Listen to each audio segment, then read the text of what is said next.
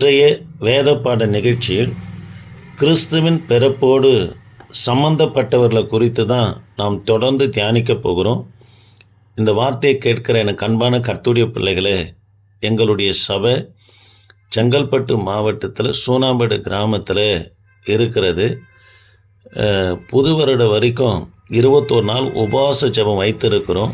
இதில் ஒவ்வொரு நாளும் நாங்கள் தியானிக்கிறோம். கிறிஸ்துவின் பிறப்போடு சம்பந்தப்பட்டவர்கள் யார் யார் என்பதை தியானித்து கொண்டு வருகிறோம். ஆக இந்த வார்த்தை கேட்கிற தேவ பிள்ளைகளே, ஒவ்வொரு நாளும் அதனுடைய சுருக்கத்தை யூடியூப்பில் கொடுக்க வேண்டும் என்று ஆவியானுடைய ஏவுதல் படி இதை செய்கிறேன். கர்த்தருடைய பிள்ளைங்க கேளுங்க, கேட்கிற பிள்ளைகள் சப்ஸ்கிரைபர் பண்ணுங்கள். கர்த்தர் உங்களை ஆஸ்வதிப்பார்.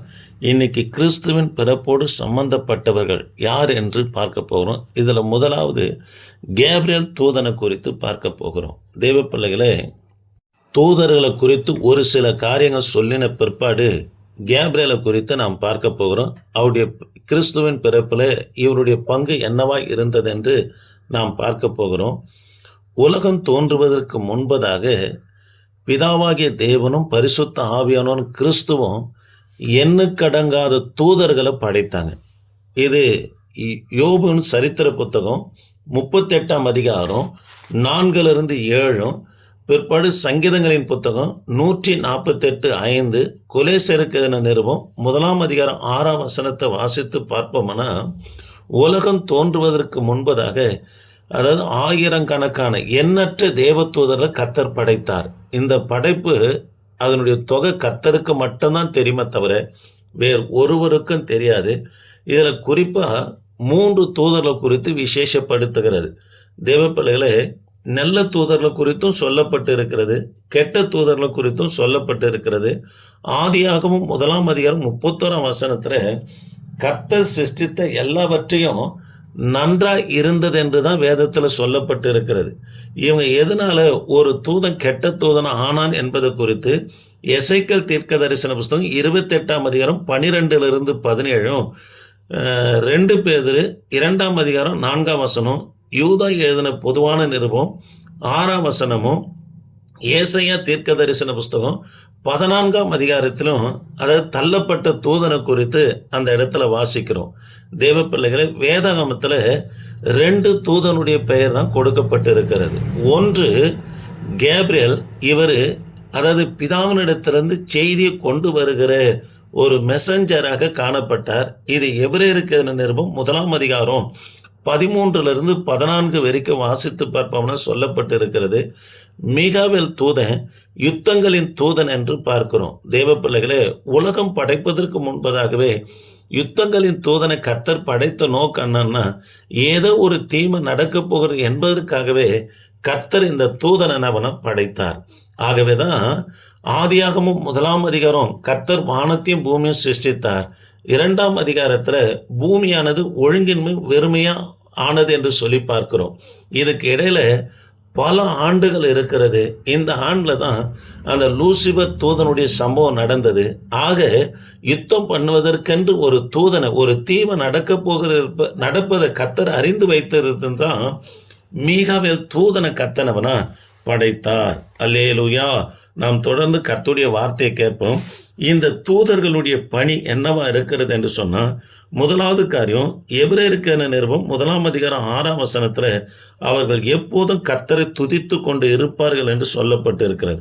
இரண்டாவது, எண்ணாகமம் 22:22 இவர்கள் தேவனுடைய சித்தத்தை மட்டும்தான் செய்வர்களாக இருந்தாங்க. மூன்றாவதாக மத்தேயு சுவிசேஷ புத்தகம் 18:10 வாசித்து பார்ப்போம்னா, கர்த்தருடைய முகத்தை தரிசிக்கிறவர்களாக காணப்பட்டாங்க.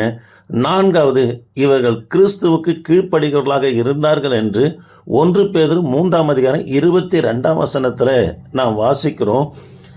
மார்க்கு சுவிசேஷ புத்தகம் 13ஆம் அதிகாரம் 32, கலாத்தியருக்கு நிருபம் 1ஆம் அதிகாரம் 8ஆம் வசனத்தில் 5வது குறிப்பு, இவர்கள் பரலோகத்தில் சஞ்சரிக்கிறவர்களாக காணப்பட்டாங்க. 6வது குறிப்பு, மத்தேயு சுவிசேஷ புத்தகம் 22:30 இவர்கள் திருமணம் செய்யலை என்று கொடுக்கப்பட்டிருக்கிறது. லூக்கா சுவிசேஷ புத்தகம் 20ஆம் அதிகாரம் 34-36 வரைக்கும் வாசித்து பார்ப்போம்னா, தூதர்களுக்கு மரணம் இல்லை. 8வது குறிப்பு, ஆதியாகமம் 18:2, 6ஆம் வசனம் 19ஆம் அதிகாரம் 1ஆம் வசனத்தை வாசித்து பார்ப்போம்னா, இவர்கள் மனிதனுடைய உருவத்தையும் உலகத்தில் தோன்ற முடியும் என்றும் பார்க்கிறோம். 9வது குறிப்பு, தேவ பிள்ளைகளை, தேவனை தவிர யாரையும் வணங்கவே கூடாது. இவர்கள் தூதர்கள் தேவனை வணங்குவர்களாக காணப்பட்டாங்க. ஆனால் இப்போ தூதர்களை வழிபடுகிற காலங்கள் வந்துவிட்டது. இது கொலேசியருக்கான நிருபம் 2ஆம் அதிகாரம் 18ஆம் வசனமும், வெளிப்படுத்தின விசேஷம் 19ஆம் அதிகாரம் 8ஆம் வசனத்தையும் வாசித்து பார்ப்போம்னா அறிந்து கொள்ள முடியும். இப்பொழுது நம்ம கேப்ரியல் தூதனை குறித்து பார்க்க போகிறோம். கேப்ரியல் என்று சொன்னால் கர்த்தர் என் பலனானவர் என்று பொருளாக இருக்கிறது.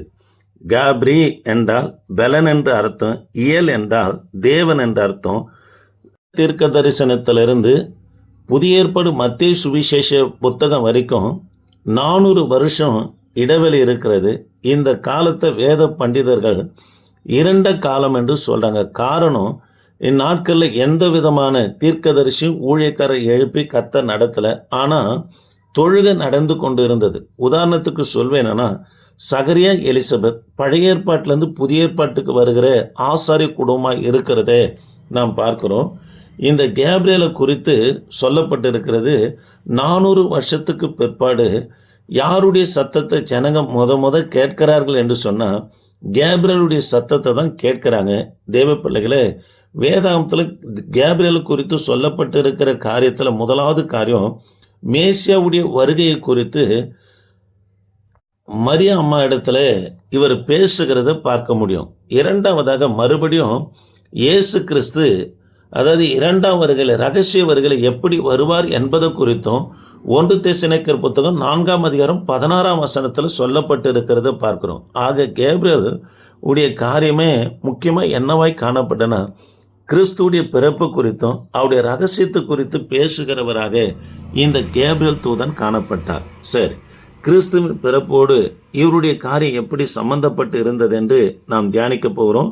கவனிப்போம். கர்த்தர் உங்களை ஆஸ்வதிப்பார். கேப்ரியல் தூதன் 3 முக்கியமான நபர்களிடத்துல தான் அவர் சந்தித்து பேசியிருக்கிறார். முதலாவது தானியல் இடத்துல கேப்ரியல் தூதன் பேசியிருக்கிறார். 2வது லூக்கா சுவிசேஷ புத்தகம் 1ஆம் அதிகாரத்தில் வருகிற சகரியா இடத்துல சொல்லுகிறார், நீ ஒரு குமாரனை பெறுவாய் என்று சொல்லுகிறார். 3வதாக மரியாள் இடத்துல ஒரு நற்செய்தி அறிவிக்கிறார்.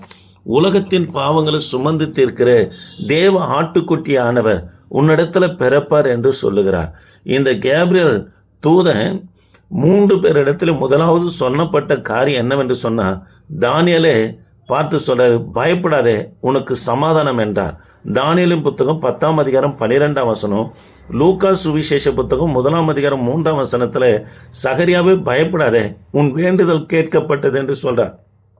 லூக்கா சுவிசேஷ புத்தகம் 1ஆம் அதிகாரம் 13ஆம் வசனத்தில் மரியாளை பார்த்து சொல்றாரு, பயப்படாதே, கிருபை பெற்றவளை என்று இவர் சொல்லுகிறதே நாம் பார்க்கிறோம். அதாவது 31ஆம் வசனத்தில் வாசிக்கிறோம். இன்னும் கேப்ரியலை குறித்து அறிந்து கொள்வோமானா, 2 பிள்ளைகளுக்கு கேப்ரியல் பெயர் வைக்கிறார். லூக்கா சுவிசேஷ புத்தகம் 1ஆம் அதிகாரம் 13ஆம் வசனத்தில் சகரியா இடத்துல சொல்லுகிறார், அவனுக்கு யோவான் என்று பெயரிடுவாக என்று சொல்லுகிறார். 2வதாக லூக்கா சுவிசேஷ புத்தகம் 1ஆம் அதிகாரம் 31ஆம் வசனத்தில் இயேசு என்று பெயரிடுவாயாக என்று 2 பிள்ளைகளுக்கு பெயர் வைக்கிறார். தேவ பிள்ளைகளே, இது சாதாரண இல்லை. ஒவ்வொரு பெயருக்கும் ஒவ்வொரு அர்த்தங்கள் நம்ம இருக்கிறத வேதத்தின் வாயிலாக நாம் அறிந்து கொள்ள முடியும். முதலாவது காரியம், கிறிஸ்துவின் பிறப்புக்காக கேப்ரியல் மரியாள் இடத்துல பேசுகிறது லூக்கா சுவிசேஷ புத்தகம் 26லேருந்து 31 வரைக்கும் நாம் பார்க்க முடியும். 2வதாக லூக்கா சுவிசேஷ புத்தகம் 1ஆம் அதிகாரம் 8ஆம் வசனம் 10ஆம் வசனம் 15ஆம் வசனத்தை நாம் வாசித்து பார்ப்போம்னா, கிறிஸ்துவின் பிறப்பு குறித்து நற்செய்தி அறிவிக்கிறதுனவன்னா இந்த கேப்ரியல் தூதன் சொல்லுகிறதே இந்த இடத்துல பார்க்க முடியும். 3வதாக பிள்ளையை கொல்ல ஏரோது தேடுகிறான்.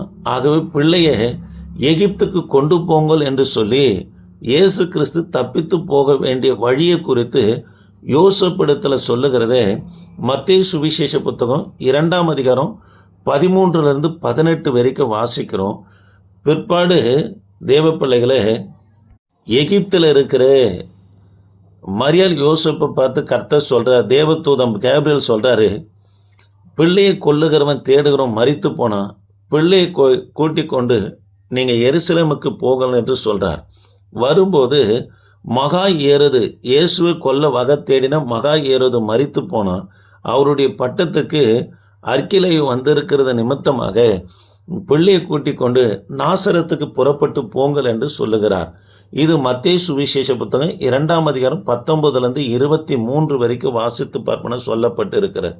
ஆக தேவ பிள்ளைகளே, கிறிஸ்துடைய பிறப்பில் யார் சம்பந்தப்பட்டு காணப்பட்டதுன்னா, முதலாவது கேப்ரியல் தூதனை குறித்து நாம் பார்த்துருக்கிறோம். ஒவ்வொரு நாளும் ஒவ்வொரு குறித்து நாம் பார்க்க போகிறோம். கேளுங்க, கர்த்தர் உங்களை ஆஸ்வதிப்பார். Praise the Lord.